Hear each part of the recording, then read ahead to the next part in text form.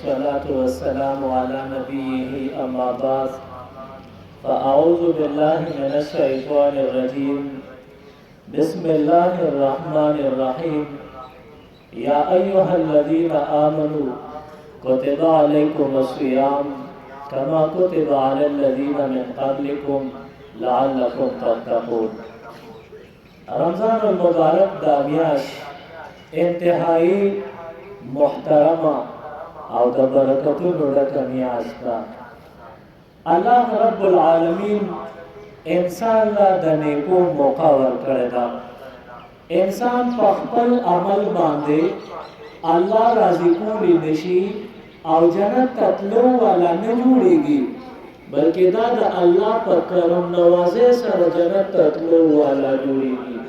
نو الله تعالی احسان وکړي د باندې داسې شپې ورځې راولي چې په هغې کې دې وړه نیکي وکړي د هغې ثواب ورشي، او که غټه نیکي وکړي د احد د غر نه زیات اجرونه او ثوابونه پې الله تعالی ورکوي. نو په هغه مبارکو لمحاتو اوقاتو وختونو کې رمضان المبارک هم یو وخت دی، یو میاشت ده. په دې کې وړه وړه خبره عبادت جوړیږي، لکه بنده چې د روژې په میاشت کې آرام کوي اوده شي نو دا خوب هم د ده دپاره عبادت وي. حدیث مبارک کې راغلی دی په رمضان المبارک کې یو بنده فارغ وختونو کې اوده د خوب کوي نو ده له الله په خوب باندې هم اجرونه ثوابونه او نیکۍ ورکوي. حضور فرمایلي دي کله چې بنده اوده وي دې دوه ساګانې اخلي، یو دننه بدن ته راکاږي او یو شیبه پس د بدن هغه بهر خارجوي، نو دا دوه ساګانې شوې. او په هره ساه باندې دله د یو ځل سبحان الله سبحان الله سبحان الله دا اجرونه او ثوابونه ورکوي. نو د یو سبحان الله ثواب به څومره وي؟ دا ډېر دی. پیغمبر علیه الصلاة والسلام فرمایلی دي وایي چې بنده یو ځل سبحان الله ووایي الله تعالی په جنت کې یو بوټی یوه اونه د ده دپاره نال کې وکري او هغه به څومره غټه وي. نو حضور فرمایي یو تیز رفتاره اس د هغې ونې د سایې لاندې منډه وهي، 500 کاله مسلسل سفر او منډه یې وهلې ده، 500 کاله تیر شو اس ستړي شي راپوزې کښېني خو د هغې ونې لاندې سایه ختمه نه شي. نو د دې نه معلومه شوه چې د یو سبحان الله څومره ډېر ثواب دی. په شوق سره تاسو ووایه سبحان الله. معلومه شوه چې موږ اوده یو په خوب کې زموږ دا ساګانې دا په ویښه څوک شمېرلی نه شي، په خوب کې بیا څوک څنګه وشمېري. د یو ساعت په بدل کې یو سبحان الله نو ستا جنت دپاره څومره ښکلې ښکلې ونې به نال شوې وي، څومره سایه‌دارې ونې به وي، څومره اجرونه او ثوابونه به وي. معلومه شوه چې دا رمضان المبارک دی، په دې کې بعضې څیز عبادت نی هغې هم الله تعالی عبادت زموږ ستاسو لپاره جوړوي. زه تاسو ته یو حدیث شریف ویم. پیغمبر علیه الصلاة والسلام فرمایي کله چې یو بنده اوده وي او د خوب نه راپاسي را بیدار شي دله فرشته راشي او دې وخوځوي وایي ای د الله بنده راپاسه. نو چې دا د الله بنده را بیدار شي په تا د الله رحم وکړي، دا فرشته ورته د رحم دعا وکړي. د فرشتو دعا خو قبلېده، تا ما ته دعا وکړه را بیدار شه په تا د الله رحم وکړي. نو ما تا خوب په خپله وکړو، دعا هم د فرشتې نه واخیسته. بیا د دې نه وروستو دا بنده کټ کې لاملاس وي، ویښ وي خو پروت وي، کله یو ډډه او کله بله ډډه باندې اوري. دا انسان د پاسېدو وخت راشي د کټ نه کوزېږي نو چې رانیغ شي او کټ کې راکښېني او خپې ځوړندې کړي نو شاته بالښت او بستره خوره پرته ده پاتې شوه، نو دغه بستره ورته دعا کوي وایي تاله د الله تعالی د جنت ښکلې ښکلې بسترې درکړي.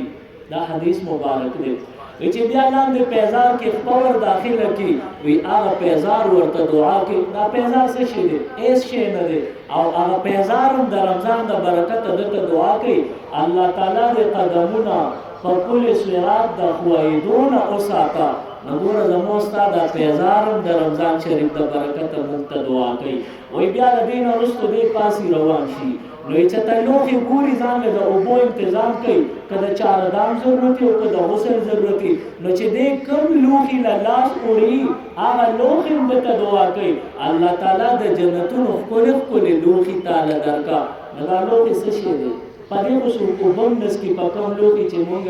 اودس چاردام کړو په هغې څوک اوبه هم نسکي هغه لوښي هغه هم تا دپاره دعا کوي الله د جنت ښکلي ښکلي لوښي درکړه د دې نه پس چې ته کومې اوبه په خپل ځان یا چاردام یا غسل کې راړی هغه اوبه هم تا ته دعا کوي او وایي الله ته څنګه دې بدن صفا کړه داسې الله تعالی ستا اعمال د ګناهونو نه صفا کړه او عملنامه دې پاکیزه شه نو دغه استعمال شوي اوبه څه شي وو هغې هم درته دعا وکړه د دې نه بعد بیا بنده وایي چې زه اوس کپړې بدلوم د خوب کپړې وباسم او د مانځه پاکې کپړې اچول غواړم نو چې دې دا کپړې لرې کړي هغه استعمال شوي کپړې پاکې به وي یا به نه هغه هم درته دعا کوي الله تعالی د جنتونو ښکلې ښکلې جوړې او جامې درکړه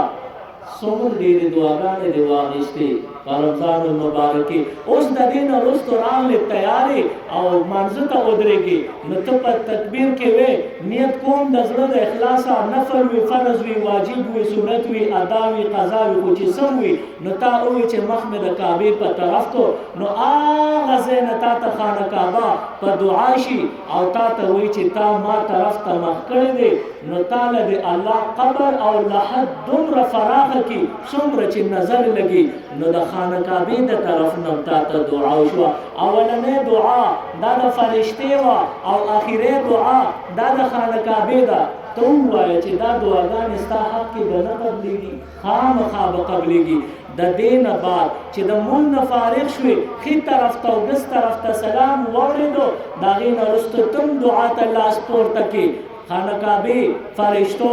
جامو پیزار تورۍ او کپړو هر څه تا ته دعا کړې ده اوس الله تعالی څه وایي تا ته متوجه شو تا لاسونه پورته کړي دي دعا کې نو الله تعالی تا ته متوجه شي وایي زما بنده ستا دپاره دعاګانې غوښتلې کېږي ته په خپله هم دعاګانې غواړې زما د طرف نه دا وعده ده زه به ستا دپاره دا ټولې دعاګانې قبلوم او چې څه وویلې شو څه وغوښتې شو تا هم څه وغوښتل ټول مې تاله درکړل د دې نه معلومه شوه رمضان المبارک دا بې مثاله ډېره بهترینه او د نیکو عملونو لپاره د اسانتیا میاشت ده په دې کې موږ او تاسو به نیک عمل هم کوو د الله نه به رحمتونه غواړو خو یو خبره ده دا ډېره زیاته اهمه ده د ګناه نه پکې ځان وساتئ زه خبره په دې باندې ختموم چې په رمضان المبارک کې یوه نیکي نفلي وکړې د فرضو برابر ځای نیسي او فرضي نیکي دې وکړه د اویا فرضو برابر ځای نیسي خو که ګناه دې وکړله نو دا به څومره وبال او څومره به نقصان وي تاسو په دې باندې بالکل سوچ هم کار نشي کولی د ګناه نه ځان وساتئ کتاب لیکلی دی په رمضان المبارک کې